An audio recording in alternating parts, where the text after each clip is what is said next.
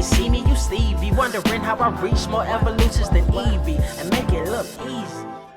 What is up, Earth's mightiest subscribers? It's Ernie, the Blerd without fear. Welcome back to the channel. Before we get into the video, make sure you hit that subscribe button and tap that notification bell. That way you don't miss anything. Also, hit the like button because it really helps out in the algorithm and keeps this video in front of more people just like you. So we're going to be getting into Amazing Spider-Man number 61. This is the beginning of the 8 Deaths of Spider-Man story arc. This is going to be a story arc that is co-written by Joe Kelly and Justina Ireland, and I gotta admit, this is probably the one thing about Spider-Man that I was not very certain about, especially after everything that was going on with the Zeb Wells run of Amazing Spider-Man. And if you want to know my thoughts about the totality of the Zeb Wells Amazing Spider-Man run, we actually talked about it very recently on one of the Saturday streams, the Blerd Cave, that live streams every Saturday, 1 p.m. Eastern, 10 a.m. Pacific. But to get into this more specifically, what is going on here is that if you've not been keeping up, over the events of Blood Hunt, we saw that Dr. Doom had tricked Doctor Strange into making him the Sorcerer Supreme, the very thing that Dr. Doom has been trying to become for a very long time. I won't say since like his induction into Marvel Comics, but he has definitely been shooting for it off and on. Pretty much every time that Doctor Strange has been looking for a successor, like at the time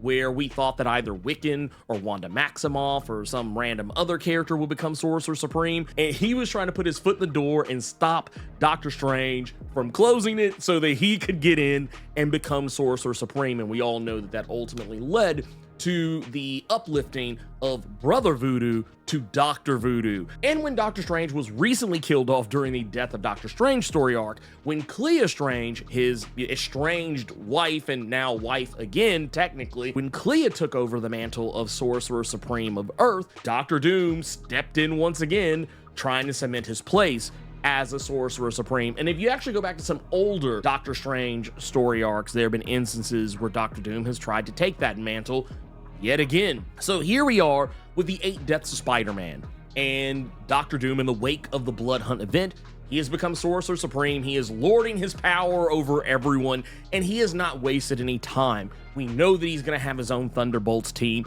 We know that he's going to be getting himself inserted into a lot of various and sundry different Marvel Comics events across the entire spectrum of the Marvel Comics universe. And we also know that he's going to have his own solo series that's really going to detail everything that he's getting into. But because of the sheer nature and volume of the things that Dr. Doom has on his plate right now, he not only, because you got to think about this, because this is something I think a lot of people aren't considering. While Dr. Doom is Sorcerer Supreme and he is technically a bad guy, he actually understands and respects the office of Sorcerer Supreme on a level that is probably comparable to Doctor Strange in a lot of respects. He knows that there's certain wards and enchantments and, you know, shieldings he must keep in place and maintain to protect Earth from outside forces. He also knows that he has to hold court with various other entities across the mystical spectrum of the Marvel Comics universe. And he also knows he has to protect his own land, his own country of Latveria. So that's just 3 of the things he has to contend with. So he doesn't really have time to do all of the things that a Sorcerer Supreme would need to do. So what he has done is he has brought forth a new champion, Spider-Man. That's right, Spider-Man, he of the web slinging of New York City. He is the guy who was going to be Dr. Doom's champion, and this is something that was teased at the end of Zeb Wells' Amazing Spider-Man run, that Dr. Doom, for as much as he doesn't like Spider-Man, for as much as he finds him to be annoying and not very effective or even efficient in the usage of his powers to save the rest of the world, there is one thing he recognizes about Peter Parker that a lot of other people in the Marvel Comics universe don't. He recognizes that Peter Parker is a very intelligent person, a genius in the eyes of many, but he also recognizes that many people think that he's not quite as intelligent as he could be, or at least he doesn't exercise his intelligence as much as he could because he's too busy, cracking jokes and making quips. And he also has a tendency to just throw himself headfirst into saving the nearest passerby that he encounters. But Dr. Doom understands a very core component of Spider-Man. He recognizes so long as lives are at stake, Spider-Man could be potentially the most useful champion of the Sorcerer Supreme. Now, I've said all that. The reason why this story is called The 8 Deaths of Spider-Man is because this ties back to an incident that Doctor Strange once dealt with, and it is, for all intents and purposes, protecting the world from the machinations of Sidorak. Now, if you're wondering who Sidorak is, or if you know that name but you're wondering why it sounds so familiar, that's because Sidorak is largely associated with the X-Men character Juggernaut. Hey, don't you know who the fuck I am? The Juggernaut, bitch! Sidorak is the dark god of chaos and destruction that gives Juggernaut his power and makes him so unstoppable and immovable. Sidorak once cut a deal with Doctor Strange that if Doctor Strange was able to defeat 8 of his champions, then he would stay away from trying to destroy the world. Now, the reason why Sidorak is involved in this is because early on in Doctor Strange's career, he had to cut a deal with Sidorak in order to gain Sidorak's protection of Earth, to create an immovable and indestructible barrier around the Earth to protect it from all the darkest of forces, in the universe. Well, as it turns out, what Sidorak wanted in return is he wanted some entertainment. He wanted to witness Doctor Strange face off with his 8 scions. And while Doctor Strange knew that he would not be able to defeat all of Sidorak's 8 scions without some sort of an ace up his sleeve, he decided to use something that is a tool of what is effectively the antithesis of Sidorak, and that is Ragador. For those unfamiliar, Ragador is a powerful deity that dates all the way back to the 1960s in Marvel Comics, but has only really appeared in a maybe less than handful of comics since 1964, but gets mentioned quite a bit. He's a deity who has all the power of a god that you would potentially imagine, but when you think about a character like Sidorak, who has a champion the likes of Juggernaut, a deity who has the power to literally hold the unstoppable in place, you would imagine Sidorak would take something like that personally. Well, Doctor Strange decided to employ a tool of Ragador, and that is his sacred reeds. These reeds that, while having them on your person, once upon your death, these reeds will bring you back to life. And that is exactly how Doctor Strange defeated all 8 scions. Each one of them resulted in his death, and now Spider-Man has to face the same fate. Hence, why the story arc is called The 8 Deaths of Spider-Man. The very first scion that Spider-Man has to face off with, it results in his death. The first of the 8 champions, Centros, he is pretty much everything you would expect from someone who is a scion of Sidorak. He looks a lot like Sidorak typically is depicted, and he is completely red in color, but he has something that's a little bit more of an ace of his sleeve than what you might expect from someone who is a devotee of Sidorak. His power is centered around gravity and being able to control the gravitational pull of all things around him. And that is something Spider-Man, even with mystical power at his disposal, is not able to contend with, to the point that Spider-Man isn't even really taking the entirety of the fight so seriously, because initially when all this kicks off, he's fighting this guy as his regular self. It's not until he gets a taste of Centros's power that he realizes that when Dr. Doom tried to get him to become his champion before, now he realizes he doesn't have a choice in the matter.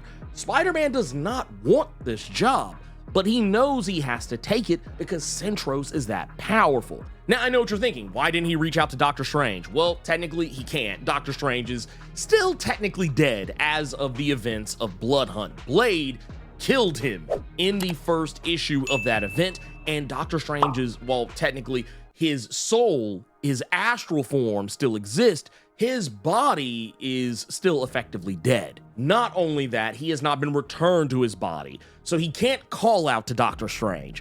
And you're probably asking yourself, well, why didn't he reach out to the Avengers? He has the Avengers on speed dial. Why didn't he do that? Well, I couldn't answer that question. Why didn't he reach out to the X-Men? That one's a little bit easier to answer. They have a lot going on right now, so I can see why he probably wouldn't have thought to reach out to them. And the Fantastic Four, well, yeah, they also have their own host of problems going on right now as well. So yeah, you can kind of imagine that Spider-Man's in a tough spot. So when he feels the full force of Centrose's power that nearly breaks him, he gives himself in to Dr. Doom. And it's probably not even just all that's the reason why. Everything he has dealt with, in the wake of the Zeb Wells run of Amazing Spider-Man. Say what you will about that run, the truth is Spider-Man had been through a lot. He had been turned into the Green Goblin not once, but multiple times. He not only lost the love of his life, Mary Jane, Watson, he also had to witness her go off and have a relationship with someone else all entirely. The most dastardly and most evil Spider-Man villain of all time, Paul. Not only is Spider-Man having to look on while Paul pipes down his ex, he also has to contend with the fact he's got a new girlfriend by the name of Shay, and while things seem to be going well, he hasn't told her who he really is, and he doesn't really seem capable of doing so, nor does he really seem to have a desire to do so. But she's on to him about something like the reasons why he randomly disappears, and it almost seems like this relationship might be over before it actually gets fully started.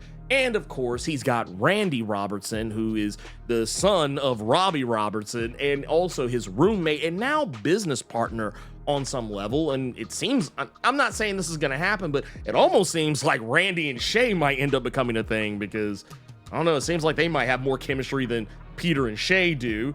And well, yeah, there's just a lot. There's just a lot going on. And yeah, Peter's just not in the best place. So that probably also lends a lot of credence to why he takes Dr. Doom's offer while he lays there coughing up blood. So yes, he is now the champion. He's able to wield magic on a level similar, not the same, but similar as a Sorcerer Supreme. And yeah, it doesn't work out particularly well for him. For one, because he's not as skilled or versed in magic as, a Sorcerer Supreme would be. Perish the thought. He calls out his spell, something Centrose points out.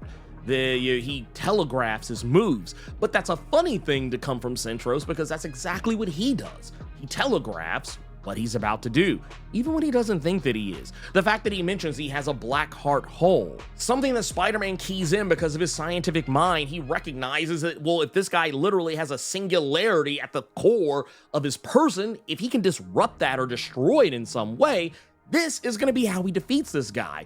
And he actually pulls it off. But the problem is that in doing so, he unleashes his singularity and it kills him because that's what singularities do.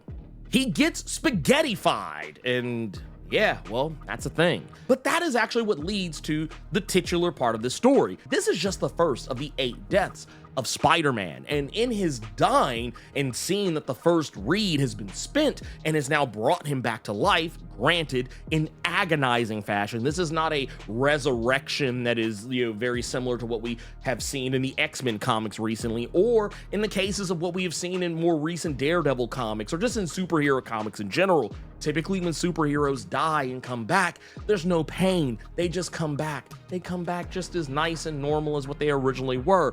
Maybe sometimes with some brainwashing, maybe sometimes with some emotional baggage, but for the most part, no actual physical pain. The problem is that, well, yes, the Reeds resurrect Spider-Man upon death. They do not spare him the pain. He feels the pain of the death, and he feels the pain of being stitched back together. In the case of this instance with Centrose, he was spaghettified. His body was literally ripped apart. So his body is stitching itself back together. And while it is healing, that healing doesn't tickle. It hurts, and it's the greatest pain the Spider-Man has ever felt. But the good news is, at least he gets to see a friendly face when he does die. Apparently, and for those, and I actually had not been keeping up with the storyline, so it was actually a surprise to me as well, but once I went back and looked to see what was going on, it all made a bit more sense. But now, he gets to hang out with Phil Coulson whenever he dies. Yes, Agent Coulson, the very same Agent Coulson who was a part of the MCU and then got inserted into the actual comics and has been a fixture in the Marvel Comics universe ever since. Even though technically he died during the events of Secret Empire, he was actually killed off by Deadpool during that event. He came back later, though the version of him that came back was technically a facsimile. It was a creation of Mephisto, and when the Heroes Reborn timeline was destroyed and everything was set back to normal, Phil Coulson went with that. But this is the original Phil Coulson, who is back now, and he is now the embodiment of death. Over the course of the last few years, there was the introduction of an artificial Infinity Stone, and it was called the Death Stone. That version of the Death Stone was destroyed in the 2015 rendition of the Infinity Gauntlet. The Death Stone that we're talking about here is a new creation, one that Thanos used in the recent Thanos series in order to imprison the personification of death. He decided that if he couldn't woo her, that if he couldn't get her to love him, to be with him, that he would instead imprison her in the Black Infinity Stone, making it the Death Stone. And the Death Stone does what you probably assume it does. It has dominion over death, and that same Death Stone just recently, in the Thanos 2024 annual, brought back Phil Coulson. And Phil Coulson now is the embodiment of death, as you would imagine. And it seems like he is aware of what's going on with Spider-Man and recognizes that Spider-Man's not done yet. He recognizes that he's going to have to use all 8 of those reeds, most likely, no differently than Doctor Strange had to. But once again, this is just the beginning for Peter Parker as the champion of Doctor Doom. And while I said that he's gonna have to suffer pain unimaginable, pain inconceivable, he is also going to have the help of someone who did this before. I mentioned that this is not the first time that this has happened. Doctor Strange had to do it before, but Doctor Strange is dead. But that doesn't mean that Doctor Strange's ghost can't come along and give Peter Parker a little help. As I said before, he is still a ghost from the events of Blood Hunt, and while Peter Parker is already wanting to quit, that he's already wanting this to be over with, it's now up to Doctor Strange to convince Peter Parker to continue his journey to save the Earth and 7 more deaths.